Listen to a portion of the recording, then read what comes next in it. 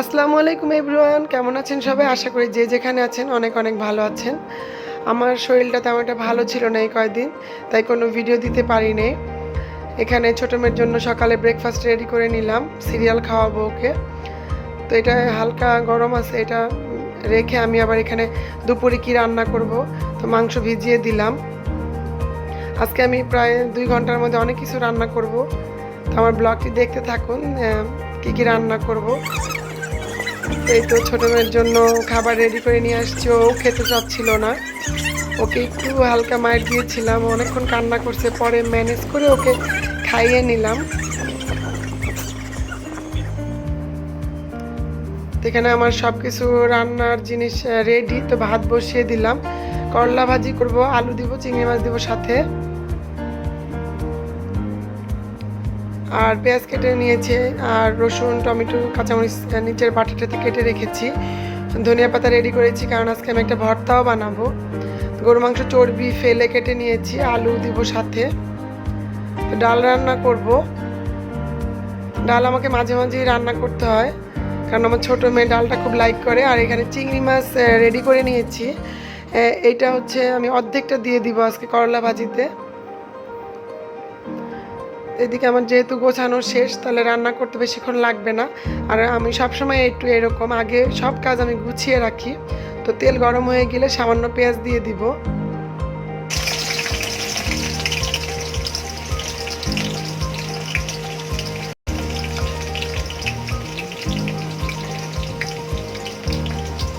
পেঁয়াজ কুচিটা একটু কম দিয়েছি, কারণ হচ্ছে আমার বাটা পেঁয়াজ আছে, এখন দিয়ে দিলাম এটা।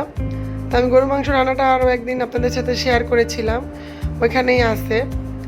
রান্না আমি যেটাই করি না কেন একটু ভালোভাবে মশলাটা কষাই, কারণ অনেকে আমার থেকে অনেক ভালো রান্না পারেন, কিন্তু যারা নতুন তাদের জন্য আমার রান্নার একটাই টিপস, সেটা হচ্ছে মশলাটা ভালোভাবে যদি একটু কষিয়ে রান্না করা যায়, তাহলে একটা যে গন্ধ আসে মশলার, ওইটা না আসলে খেতে কিন্তু ভালো লাগে। আর যে কোনো রান্নারই দেখবেন যে যদি স্মেলটা ভালো লাগে তাহলে কিন্তু খাওয়ার জন্য একটা রুচি হয়। আবার রান্নার কালারটা যদি সুন্দর হয় খাবারের, তাহলে কিন্তু খেতে ইচ্ছা হয়। তো কথাই আছে, আগে দর্শনধারী তারপরে গুণ বিচারী। তো সব কিছু যদি দেখতে সুন্দর হয় তাহলে খেতে মজা হবে, এরকমই বিশ্বাস থাকে আমাদের। তো খাওয়ার আগ্রহটা অনেক বেড়ে যায় দেখতে সুন্দর হলে। তো আমি সবসময় খেয়াল রাখি এই বিষয়গুলা, যেমন আমার কালারটাও সুন্দর হতে হবে, যাতে টেস্টও হয়। আর লবণটা সবসময় আপনারা প্রথমে পরিমাণে একটু কম দিবেন, পরে চেক করে লাস্টে উঠানোর আগে দিয়ে আবার দিয়ে দিবেন। তো ডাল বসিয়ে দিলাম, আমি সবসময় ডালে রসুন মরিচ পেঁয়াজ টমেটো দিয়ে দিই, টমেটোটা একটু বেশি দিই আমি। তো এই যে রুই মাছ ভর্তা বানাবো, রুই মাছটাকে আমি হলুদ আর লবণ দিয়ে ভেজে নিয়েছি, মাংসের মশলা কষানো শেষ, তো মাংসটা দিয়ে দিলাম। তো এইভাবে বেশ কিছুক্ষণ কষিয়ে নিব আমি।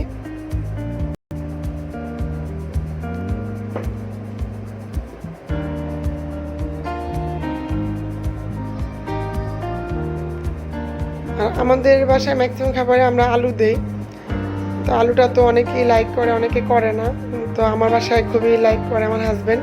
আলু না দিলে সে খেতে বসেই বলবে কি জানো দাও না, কি জানো রান্না আজকে এরকম হয়েছে কেন, আলুটা দিলা না কেন, একটু আলু দিলে তো ভালো হইতো। তো এখন আমি সবসময় একটু আলু দেই। তো আলু যারা না দিতে চান তারা এই সময়টা ভালোভাবে কষিয়ে পানি দিয়ে দিবেন। আমরা যেহেতু আলু দিব তাই এখন আলু দিয়ে কষাবো।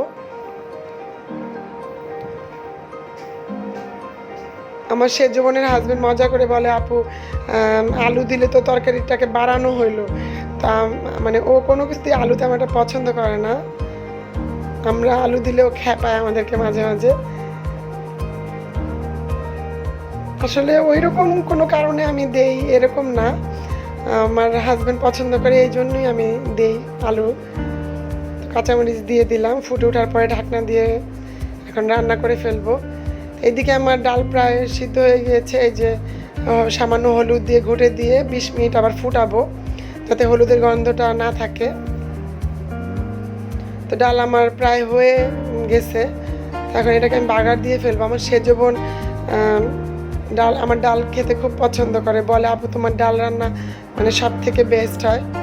তেমন কিছুই দেই না এক্সট্রা, স্বাভাবিকভাবেই রান্না করি। তো ওর হয়তো আমার হাতের ডালটা ভালো লাগে। তো এখন রুই মাছের ভর্তা রেডি করব। এটা আবার আমার বড় মেয়ের খুব পছন্দের একটা খাবার।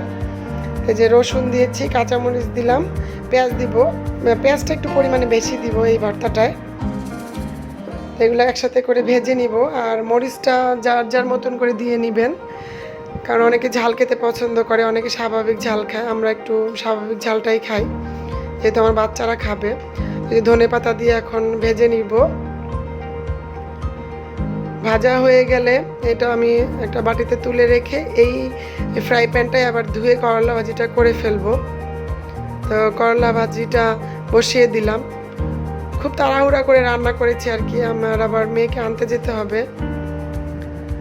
তো এই তো আগে তেল দিয়ে ওইটার মধ্যে একটু লবণ দিয়েছি, কারণ মাছটা দেওয়ার পরে নয় তো অনেক বেশি ছিটে, লবণটা দিয়ে দিলে কম ছিটে আর কি। তো এখন একটু হলুদ দিয়ে নাড়াচাড়া করে নিব।